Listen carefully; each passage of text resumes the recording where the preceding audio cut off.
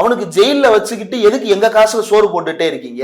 அவன் குற்றம் செஞ்சவன், அவன் மிருகம், அவனை கொல்லதான் செய்யணும். அவனுக்கு மனித உரிமைகள் பேசக்கூடாது.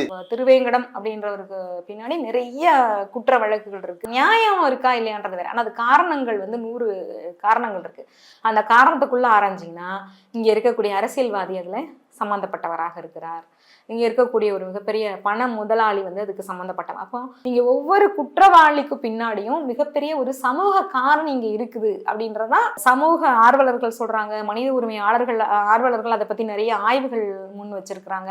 சட்ட வல்லுநர்களும் அதான் சொல்றாங்க. இந்தியாவில கூட நீதிபதி கிருஷ்ணய்யர் அவர் சொல்றாரு, ஒரு குற்றத்திற்கு பின்னாடியும் மிகப்பெரிய சமூக காரணங்கள் இருக்குது. அதனால மரணத்தை தண்டனையாக கொடுக்கறத இந்தியா கைவிட்டுறணும். இங்க இருக்கக்கூடிய காவல்துறை தனக்கு தேவையானப்போ ரவுடிகளை வளர்த்து விடுவதோ, தனக்கு தேவையில்லாதப்போ அந்த ரவுடிகளை கொல்லுவதும் நடந்துகிட்டே இருக்குது.